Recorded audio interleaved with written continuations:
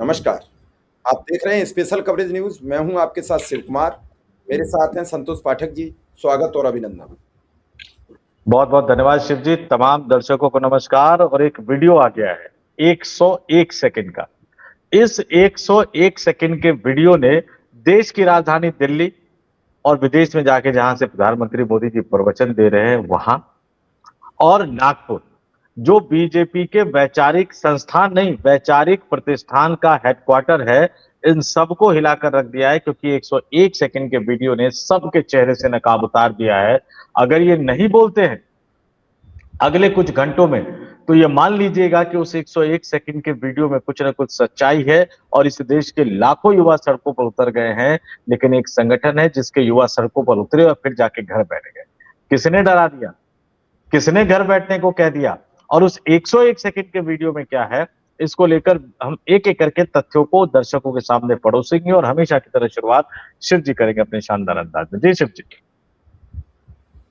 संतोष जी, सबसे बड़ी विडंबना है कि इस देश में सच्चाई को झुठलाने के लिए एक मीडिया का संवर्ग, एक इन्फ्लुएंसर का संवर्ग, एक व्हाट्सएप इंडस्ट्री के योद्धाओं का संवर्ग और एक ट्रोलर का संवर्ग काम कर रहा है।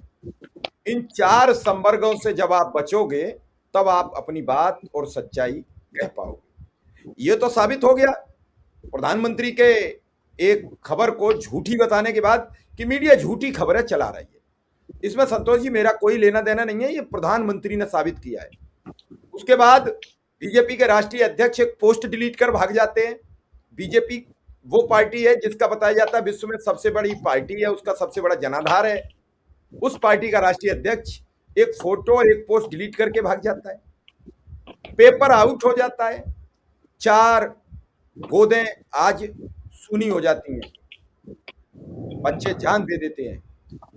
उनके माँ बाप ने अपने जेवर रखे थे, अपनी जमीन गिरवी रखी थी, बच्चों को कोचिंग कराई थी और बच्चे परीक्षा के लिए तैयार हुए, परीक्षा देकर आए, फिर खबर मिली कि परीक्षा कैंसिल हो गई। इस पूरे दुखद हादसे से कैसे परिवार गुजर रहे होंगे, कैसे अपनी हिम्मत और हौसला बचा पा रहे होंगे। इस पूरे घटनाक्रम पर बीजेपी की चुप्पी। मंत्री पहले दिन साफ साफ बचते नजर आए, फिर दबाव बढ़ा तो मंत्री का वक्तव्य आया। लेकिन इस 111 सेकंड के वीडियो ने सबको हैरान कर दिया है। सबकी पोल पट्टी रात काम किया, उनकी मेहनत बर्बाद हो गई है। पूरा देश जानता है कि एग्जाम से 2 दिन पहले व्हाट्सएप पे नीट का पेपर बांटा जा रहा था, डिस्ट्रीब्यूट किया जा रहा था। धर्मेंद्र प्रधान जी हिंदुस्तान के एजुकेशन मिनिस्टर कहते हैं कि मेरा कुछ लेना देना नहीं।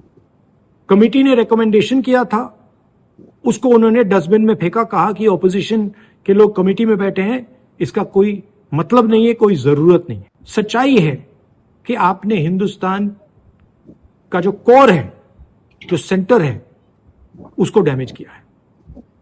ये एक नेक्सस है। आरएसएस, बीजेपी और जो हमारे यूनिवर्सिटीज में इनके लोग बैठाए गए हैं, वाइस चांसलर्स बैठाए गए हैं, प्रोफेसर्स बैठाए गए हैं, इनके बीच में पैसे बनाने का नेक्सस है। और इस नेक्सस ने हिंदुस्तान के एजुकेशन सिस्टम को खत्म कर दिया है। पूरा देश जानता है कि अगर आप वाइस चांसलर बनना चाहते हैं, आपको सब्जेक्ट नॉलेज की कोई जरूरत नहीं, आपको एक्सपीरियंस की कोई जरूरत नहीं। अगर आप आरएसएस के हैं तो आप वाइस चांसलर बन सकते हैं।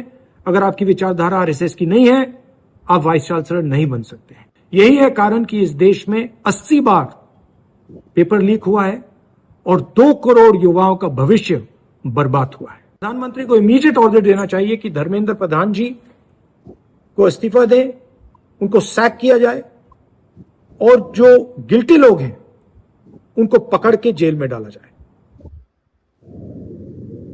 संतोष जी, आपने सुन लिया। अब आपका वक्तव्य क्या है इस वीडियो सुनने के बाद? क्योंकि बच्चे अब जान देने लगे और जिसकी गोद सूनी नहीं होती है, जिस माँ का बेटा मरता नहीं है, उससे पूछिए उसके घर में रोना, उसके घर में शोक, उसके घर में यही सब चीजें नहीं होती हैं।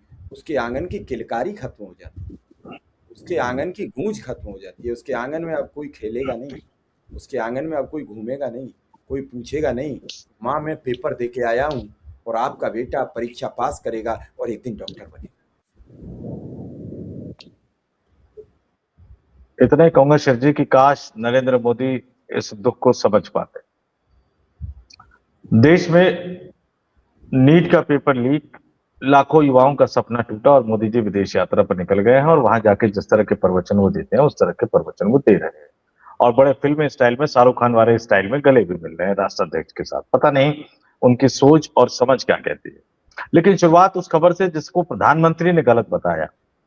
क्यों? क्योंकि हालत खराब हो गई थी।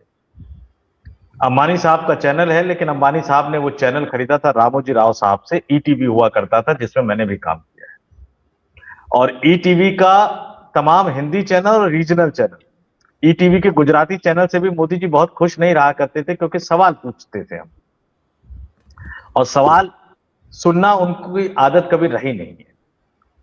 मैं तो सिर्फ इतना ही कहूंगा कि 16 मई की तारीख है, मुकेश अंबानी साहब को, रामोजी राव साहब को याद कर लेना चाहिए और कम से कम अब तो उठ जाए अपने आत्मसम्मान की रक्षा करने के लिए। और मुकेश अंबानी जिस दिन खड़े हो जाएंगे, अडानी को छोड़ के इस देश का हर बिजनेसमैन उनके साथ खड़ा नजर आएगा, और तब शायद ईडी सीबीआई उतना काम नहीं कर पाएगी। उनको कुछ नहीं करना है। मैं कुछ नहीं कह रहा हूं कि आप नेगेटिव अभियान चलाइए, जानबूझ के मोदी को क्रिटिसाइज कीजिए। अरे यहाँ बहुत सारे मुद्दे हैं, हमें और आपको जानबूझ के करने की कोई जरूरत नहीं है।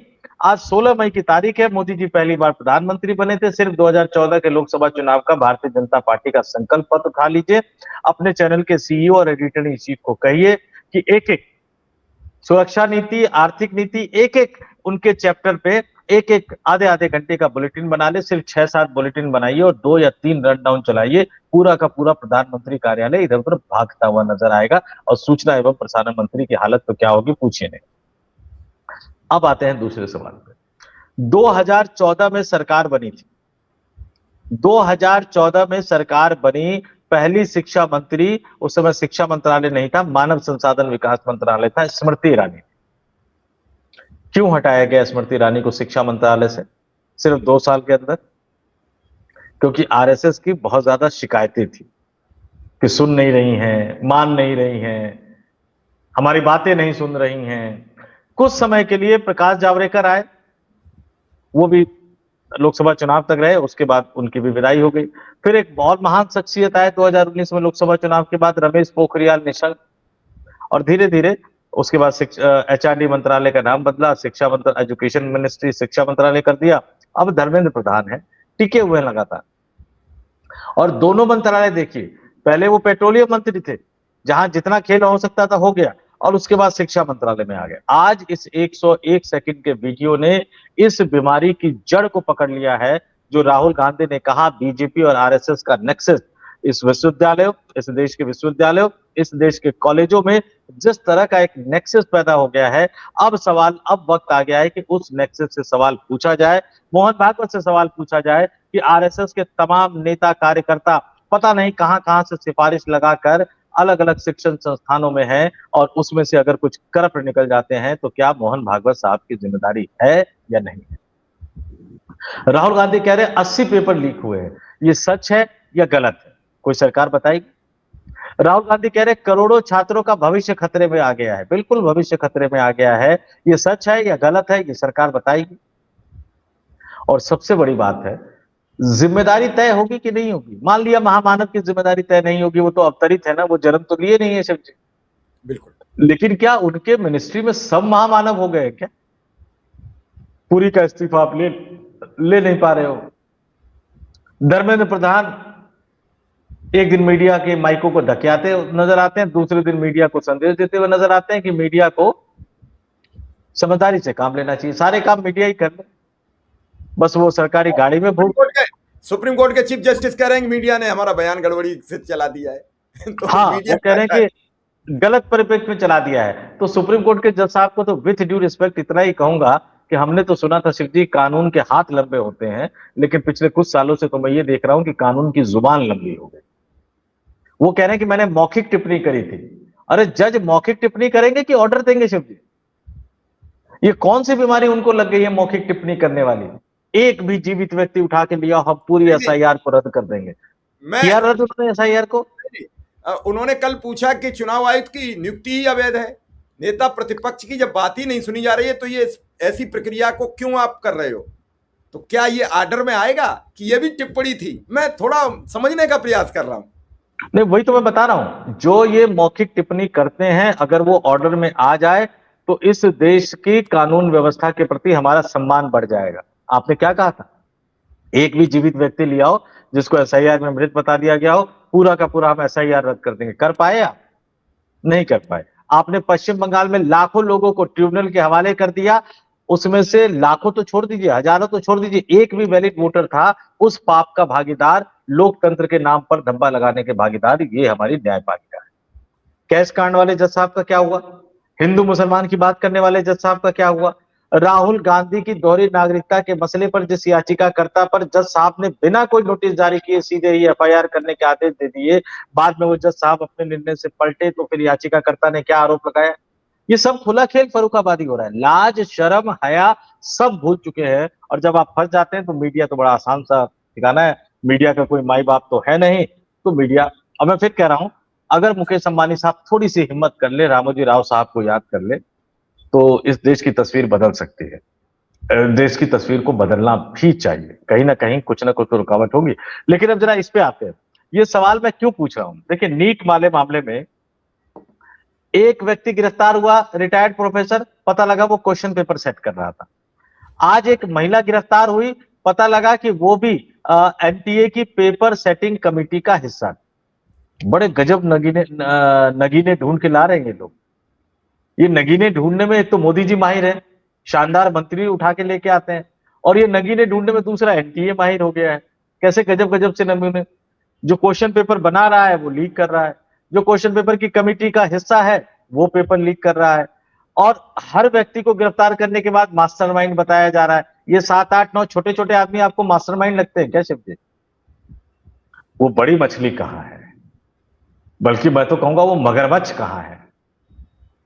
ये बड़ा सवाल है, और यहीं पर ये सवाल उठता है कि अब आरएसएस को एक लिस्ट जरूर जारी कर देनी चाहिए। और मैं ये बात, अब आप गलत नहीं है, अब तो ये बात उठनी चाहिए कि आरएसएस का रजिस्ट्रेशन क्यों नहीं होता है? ये आरएसएस विचारक को विचारक होने का सर्टिफिकेट कौन देता है? ये जो आरएसएस विचारक जो बैठते हैं टीवी चैनलों पे, आरएसएस के समर्थक, इनको सर्टिफिकेट कौन देता है? हमें पता तो लगे कि आरएसएस के कितने लोग विश्वविद्यालय में नौकरी कर रहे हैं। हमें पता, ये तो पता होना चाहिए कि आरएसएस का कौन से रजिस्टर्ड संस्था है जिसके नाम पर नीचे से ऊपर तक लोग देश में घूम रहे हैं। वो रजिस्टर्ड संस्था ही नहीं है ना, एनजीओ। प्रधानमंत्री ने तो एनजीओ बता दिया। वो लोग घूम किस हैसियत से रहे, ये तो किसी को पूछना चाहिए। और मंत्री उनसे किस हैसियत से मिल रहे हैं, और मंत्री उनकी पर्ची को किस हैसियत से मान रहे हैं।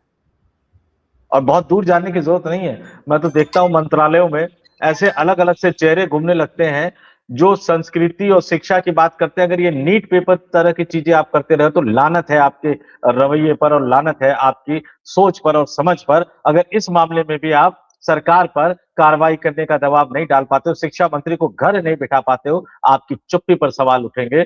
आपका छात्र संगठन अखिल भारतीय विद्यार्थी परिषद एक दिन प्रोटेस्ट करता है, फिर कहां गायब है? अखिल भारतीय विद्यार्थी परिषद को तब तक सड़क पर बैठना चाहिए जब तक धर्मेंद्र प्रधान इस्तीफा न दे दे। और मैं बार बार कह रहा हूं, ये इसलिए कह रहा हूं क्योंकि अखिल एनएसयूआई तो बैठ रही है, लगातार प्रोटेस्ट कर रही है, लेकिन चूंकि सत्ता में अखिल भारतीय विद्यार्थी परिषद से जुड़ी भारतीय जनता पार्टी है, अखिल भारतीय विद्यार्थी परिषद के युवाओं को तो धर्मेंद्र प्रधान के इस्तीफा देने से पहले तक प्रदर्शन को नहीं छोड़कर जाना चाहिए। लेकिन अब राहुल गांधी के इस 101 सेकंड के वीडियो ने बहुत कुछ साफ कर दिया है। अब जवाब धर्मेंद्र प्रधान को देना होगा, अब जवाब देश के प्रधानमंत्री को देना होगा, और अब जवाब नागपुर में बैठे हुए राष्ट्रीय स्वयंसेवक संघ के मुखिया, जो सरकारी खर्चे पर, हम लोगों के टैक्स पेयर के पैसे पर सरकारी सुरक्षा व्यवस्था लेकर पूरे देश में घूम घूम कर बड़ी बड़ी बातें करते हैं, प्रवचन करते हैं, सिद्धांत और आदर्श की बात करते हैं, विश्व गुरु की बात करते हैं। भागवत जी जागिए, जागिए भागवत जी, और पूछिए अपनी सरकार से। और सरकार जब आपको लिस्ट दिखाए कि आरएसएस के कहने पर हमने इतने लोगों को लगा रखा है, तुरंत कहिए सरकार से कि नियुक्तियां रद्द कर दो, हमारा कोई लेना देना नहीं है इनसे। लेकिन जो कल्प्रिट है, जो दोषी है, जिन्होंने करोड़ों युवाओं के सपनों को कुचला है, उसको सजा दिलवाओ, क्योंकि हम पर आरोप लग रहे हैं बीजेपी और आरएसएस के नेक्सस की बात कही जा रही है। और अगर मोहन भागवत अगले 24 से 48 घंटों में नहीं बोलते हैं तो फिर मेरा दिल राहुल गांधी की बात पर भरोसा करने लगेगा। नेक्स्ट अ, Santosh ji, NEET exam paper जो लीक का खुलासा करने वाला है, जो समाज का असली गुमनाम नायक है, इसे मैं चाहूंगा कि अगले साल के जो पद्मश्री पुरस्कार मिल बटेंगे उसमें इस आदमी का लिस्ट में नाम होना चाहिए, जिसने पेपर लीक की खबर पुलिस में दी होगी, अन्यथा या एनटीए को बताया होगा। जैसी सूचना मिल रही है, उसका साहस अकल्पनीय है। जितना भी उसका साहस बढ़िया बताया जाए वो कम है। इंडियन एक्सप्रेस उसे शिक्षक बता रही है, कह रही है सीकर का है। कैसे परेशान और संतरास जीवन में उसने ये रिस्क लिया होगा। आपको याद है कि व्यापम की जो खबर करने गए वो इस दुनिया में नहीं रहे, जिन्होंने व्यापम का खुलासा किया, विसिल ब्लोअर बने, वो इस दुनिया में नहीं रहे। कितने 50 से ज्यादा लोगों की जान चली गई। और व्यापम हमारे एक वरिष्ठ पत्रकार दिल्ली से गए थे, उनकी भी रहस्यमयी मौत हो गई। और उस केस के जो तत्कालीन चीफ मिनिस्टर शिवराज सिंह थे वो केंद्र में मंत्री हो गए। अब व्यापम हम लोग भी भूल गए, क्योंकि फॉलोअप लेने वाले जो गए वो वापस नहीं आए। चाहे वो आईटीआई एक्टिविस्ट थे, चाहे वो डॉक्टर थे, चाहे वो उसमें फंसे हुए लोग थे, या फिर एफआईआर करता थे। तो फिर लोगों ने दूरियां बना ली। था तो यही मसला। व्यापम क्या था? डॉक्टरों का ही तो मसला था। ये क्या है? नीट क्या है? संतोष जी, समस्या इस बात से नहीं है। समस्या ये है कि हर व्यक्ति आरएसएस के और उसके नजदीक तक जाना चाह रहा है, डॉक्टर बनना चाह रहा है, कैसे ही उसे डॉक्टर की डिग्री मिल जाए। क्या आप इस बात से सहमत हैं? शिव जी, मैं एक दौर याद दिलाता हूँ। बिहार से मैं था, लालू यादव का एक दौर आया। उस दौर में ये था कि आप मैट्रिक जिसने भी किया उनसे पूछा जाता था कि भाई 10th कौन से आपने किया, किसके दौर में किया। तो जैसे ही वो बताता था लालू यादव के दौर में, तो उसकी छवि खराब हो जाती थी। मुझे तो डर इस बात का है कि अब लोग डॉक्टर से इलाज करवाने जाएंगे तो पहले पूछेंगे कि भैया एमबीबीएस की डिग्री किसके काल में ली थी। और वो जैसे ही कहेगा कि मोदी काल में मैं डॉक्टर बना हूं, तो हो सकता है लोग भरोसा ना करें, छोड़ के आ जाए, इलाज ना करवाए।